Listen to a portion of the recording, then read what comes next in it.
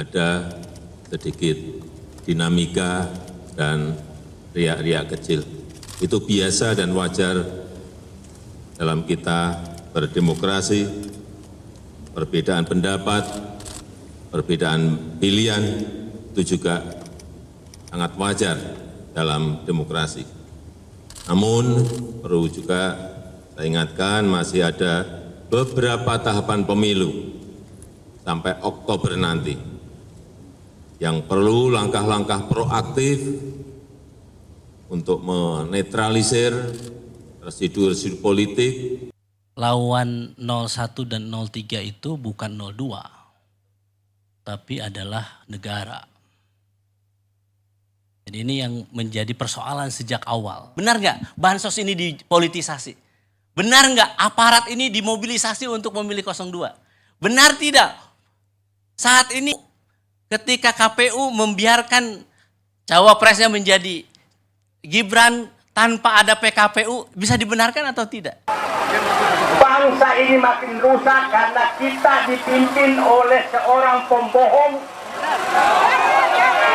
seorang yang culas, seorang yang tidak takut malu, dan seorang yang seakan bebas berbuat apa saja di negeri. Sangat aneh ketika seorang Jokowi yang mengaku dirinya seorang yang dilahirkan dari reformasi, tetapi justru mengkhianati reformasi ketika dia membangun politik dinasti dengan seorang penjahat HAM dipasangkan dengan putra sulungnya si Gibran.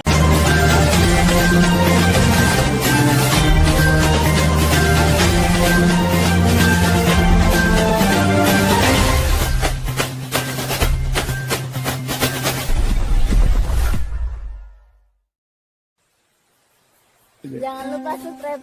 Jangan lupa subscribe. Presiden Joko Widodo meminta jajaran TNI Polri untuk proaktif menetralisir residu-residu politik, memitigasi disinformasi pemilu dan menjaga persatuan hingga tahapan pemilu usai Oktober mendatang.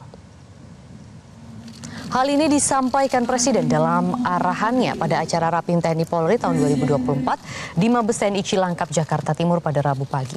Presiden menyampaikan rasa terima kasih kepada seluruh jajaran TNI Polri yang telah menjamin keamanan dan ketertiban pemilu 2024 sehingga pemungutan suara berlangsung aman dan damai. Meski begitu, Jokowi melihat masih ada dinamika dan riak-riak kecil saat pemilu berlangsung. Ia mengingatkan agar TNI Polri terus mengawal pesta demokrasi karena masih ada beberapa tahapan pemilu sampai Oktober mendatang. Indonesia, para peserta Rapim dan undangan yang berbahagia. Saya tahu ada sedikit dinamika dan riak-riak kecil. Itu biasa dan wajar dalam kita berdemokrasi, perbedaan pendapat, perbedaan pilihan itu juga sangat wajar dalam demokrasi. Namun perlu juga saya ingatkan masih ada beberapa tahapan pemilu sampai Oktober nanti yang perlu langkah-langkah proaktif untuk menetralisir residu-residu politik, untuk memitigasi disinformasi pemilu, serta menjaga kerukunan, menjaga persatuan kita sebagai sebuah bangsa dan negara. Assalamualaikum warahmatullahi wabarakatuh. Kita jumpa kembali pada kesempatan ini. Saya Bustami Narda kembali mendoakan kepada Allah Subhanahu wa taala, Tuhan Yang Maha Esa. Semoga seluruh pemirsa selalu mendapatkan keberkahan hidup dari Allah Subhanahu wa taala. Dan semoga bangsa ini mendapat petunjuk dari Allah Subhanahu wa taala, Tuhan Yang Maha Esa, ke jalan yang benar.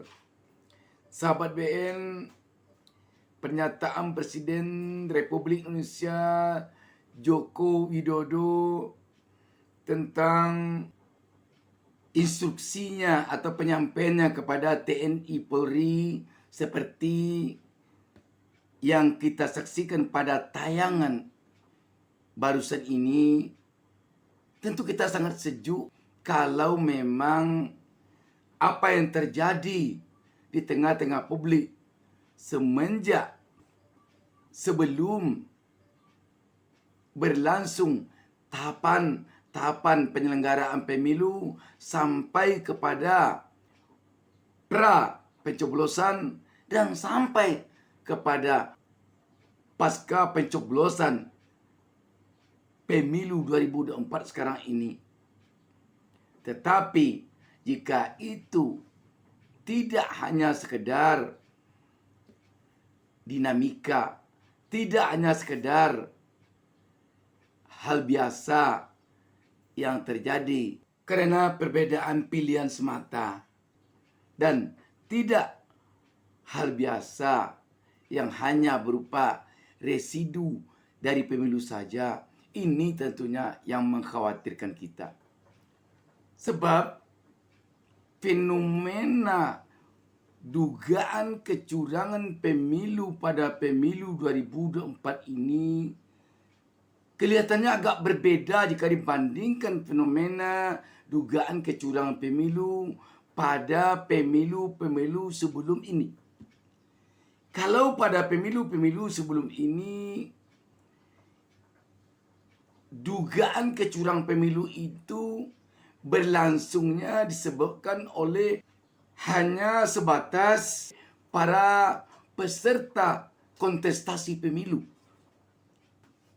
antara caleg dengan caleg, antara partai dengan partai untuk pemilu legislatif, antara paslon dengan paslon, antara tim ses dengan tim ses, antara relawan dengan relawan untuk pilpres.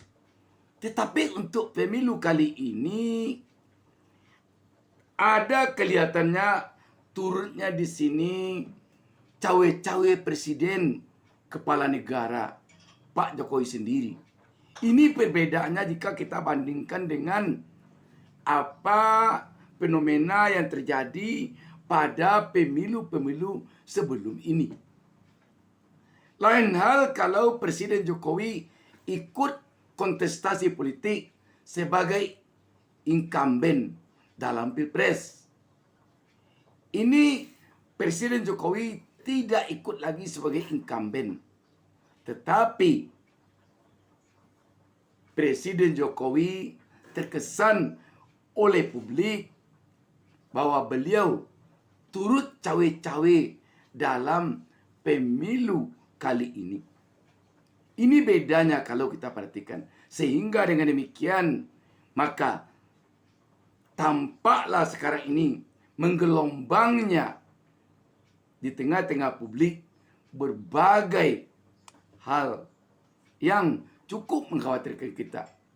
Coba kita lihat pada tayangan ini sekilas gelombang ketidakpuasan publik terhadap apa yang terjadi pada pemilu 2024 ini. Ini salah satu demo di kawasan DPR RI.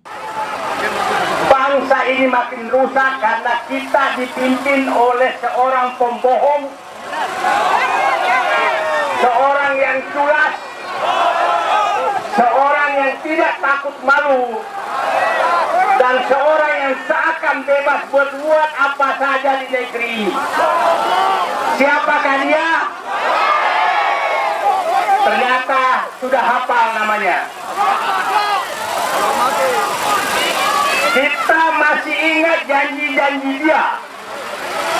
Dan saya masih punya cita-cita ingin membangun patung kebohongan SMK di gedung ini.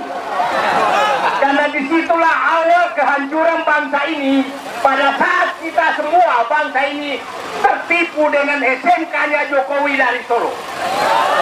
Mobil SMK yang kita dibohongi. Dilanjutkan dengan kebohongan-kebohongan sampai sekarang. Sampai saat ini.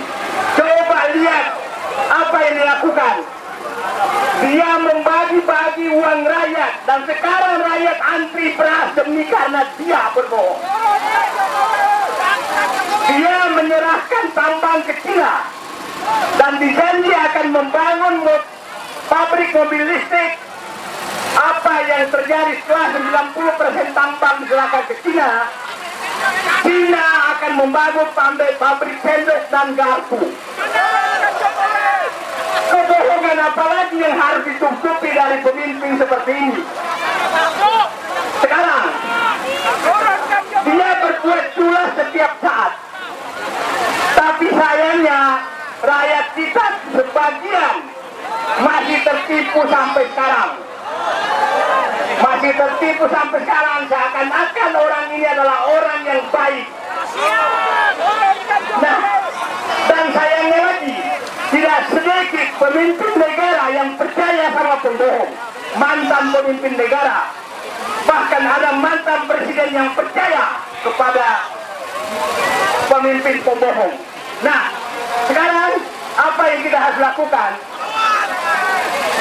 Kita harus melakukan perlawanan untuk menyelamatkan bangsa ini.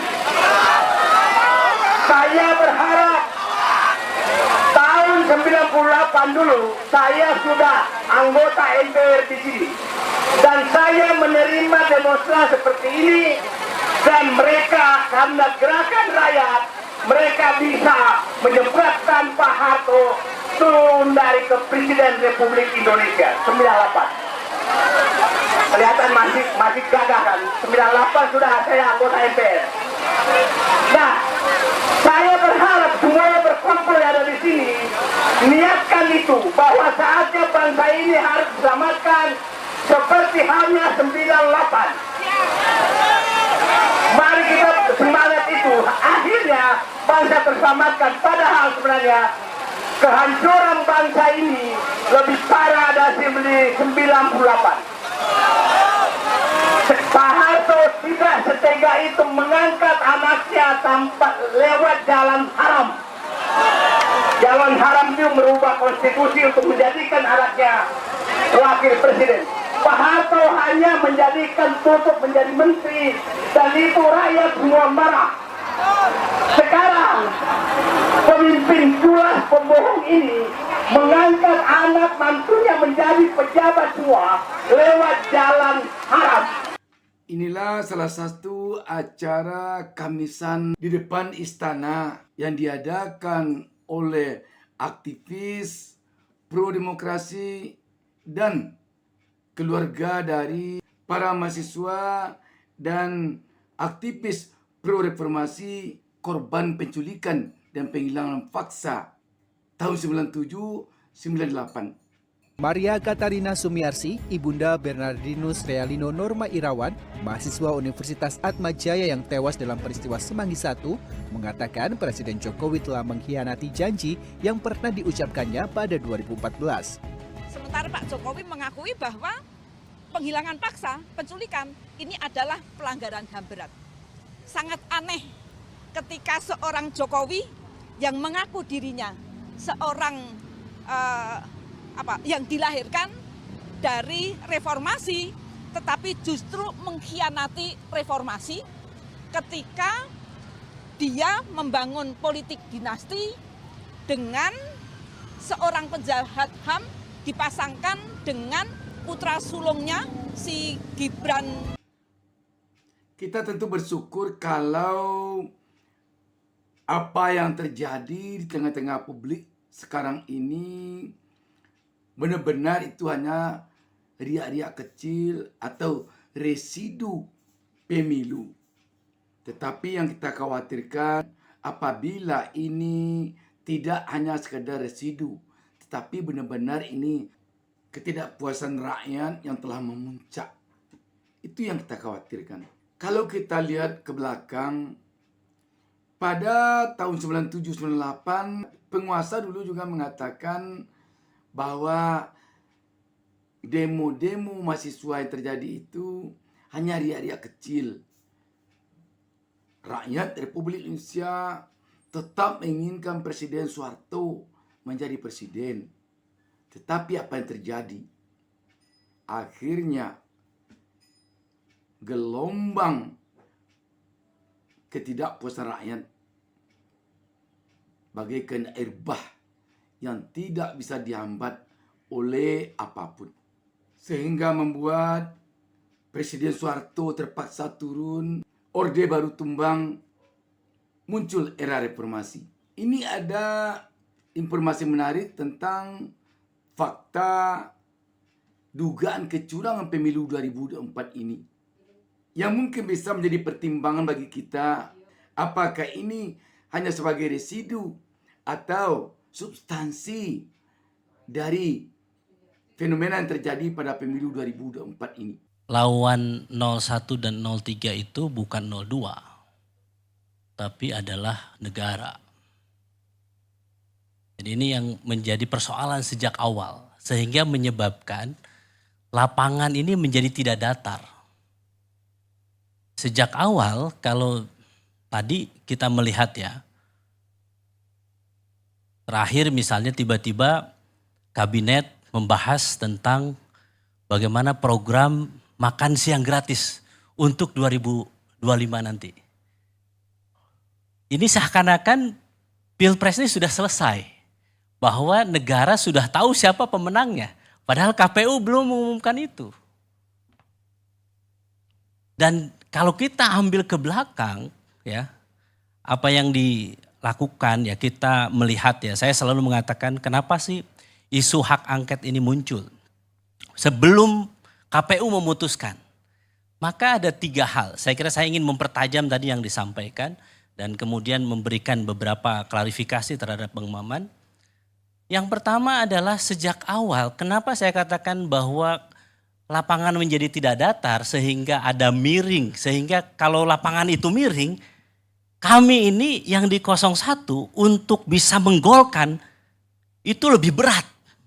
Untuk bisa menggolkan 1-0 itu lebih berat dibandingkan, mohon maaf, misalnya 02 karena lapangannya lebih menguntungkan yang bersangkutan, karena di situ ada upaya negara untuk mengintervensi, untuk memberikan dukungan, maka mudah bola itu menggelinding dan bisa masuk ke 01 dan 03.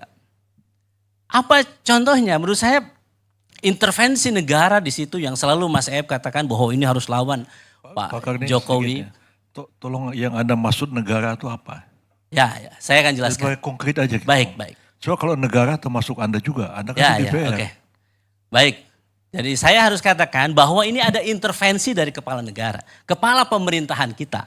Ya, sejak awal misalnya saya katakan bagaimana MK bisa memutuskan satu keputusan yang kemudian menggolkan seorang anak presiden dan diberikan privilege secara khusus dengan merubah undang-undang. Dan kemudian MK-nya, kepala MK-nya diberhentikan oleh keputusan MK. Dan setelah itu diperkuat oleh DKPP. DKPP mengatakan bahwa pelanggaran terhadap KPU. Bisa dibayangkan, untuk satu orang ini saja, MK-nya melakukan pelanggaran, ketua MK-nya, kemudian KPU-nya, ketua dan anggotanya melakukan pelanggaran etik. Jadi saya katakan intervensi ini terlalu terang benderang. Karena bukan orang sembarangan yang menjadi calon ini. Maka saya katakan sejak awal, pertama adalah bagaimana politisasi hukum ketika kita melawan kepala negara, kepala pemerintahan, maka tidak hanya itu saja. Maka saya katakan coba kita lihat bagaimana suara itu didapatkan, kita entah siapa yang menang, tetapi kita melihat bansos yang sangat luar biasa menjelang pemilu. Saya akan jawab. Ada yang mengatakan bahwa ini adalah El Nino. Saya pelajari ini El Nino. El Nino itu kalau dibandingkan dengan 2023, 2024 saat ini, maka harus saya katakan lebih panjang, lebih panas kondisinya ketika 2015 lalu. El Nino itu. Tapi saya harus katakan Bang Maman bahwa bansosnya tidak sebesar saat ini.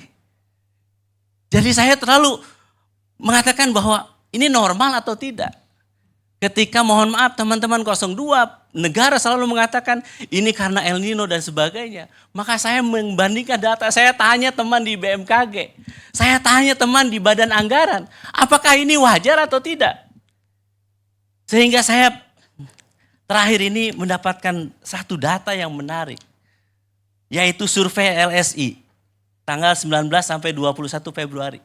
69% penerima bansos mencoblos Prabowo Gibran. Nyaris 70%.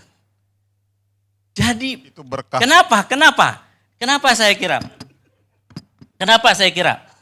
Bang Maman, saya harus katakan, kantong biru bansos Jakarta itu warnanya biru.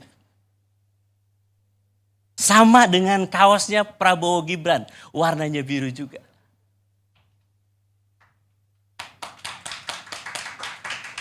Dan saya menemukan data dan fakta, dan ini sudah ada di Timnas 01, bahwa pembagian bansos juga ada kaosnya juga, ada stikernya juga.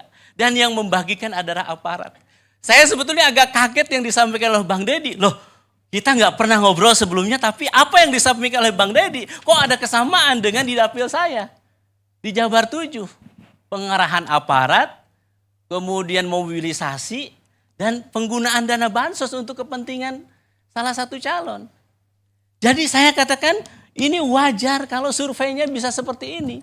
Bukan karena tiba-tiba orang memilih, oh ini karena mungkin program bansosnya menggelontor, kemudian kami menentang bansos, kemudian yang menerima bansos simpati dengan 02. Enggak, karena memang ada by design.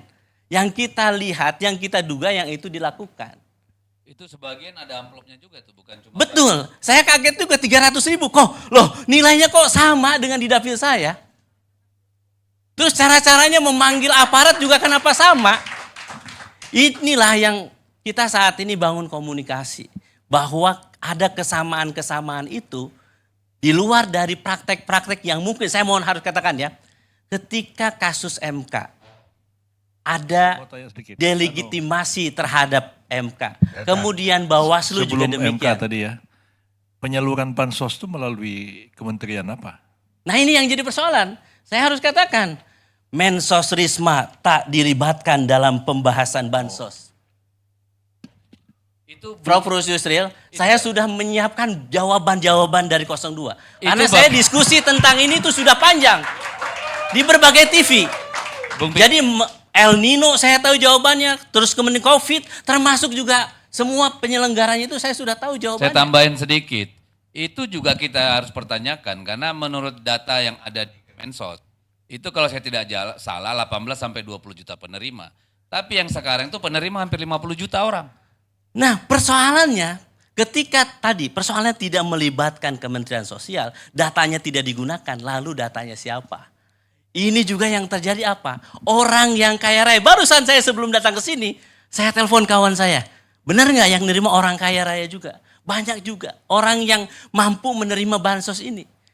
Pertanyaannya, bansos ini apakah memang untuk menyelesaikan persoalan El Nino atau ini menjadi bagian APK atau bagian dari stiker atau alat kampanye ditambah dengan bansos negara ini. Ini saya ingin katakan, apa yang saya sampaikan di berbagai forum tentu tidak punya makna apa-apa. Kecuali apa? Rakyat menghendaki ada forum terbuka yang lebih transparan untuk membuka ini. Dengan cara apa? Memang salah satunya hak angket. Karena dengan hak itu maka rakyat bisa tahu. Jawaban-jawaban, kekhawatiran itu. Benar nggak bansos ini dipolitisasi? Benar nggak aparat ini dimobilisasi untuk memilih 02? Benar tidak? Saat ini ketika KPU membiarkan cawapresnya menjadi Gibran tanpa ada PKPU, bisa dibenarkan atau tidak? Jadi sebetulnya banyak pertanyaan-pertanyaan publik yang saat ini ditanyakan dan seharusnya memang ini bisa dijawab. Nah, itu dia sahabat BN. Sekali lagi, apakah semua fenomena yang terjadi di tengah-tengah publik sekarang ini merupakan residu pemilu ataukah ini merupakan substansi dari pemilu ini yang menggumpal menjadi ketidakpuasan dari rakyat. Demikian, wassalamualaikum warahmatullahi wabarakatuh.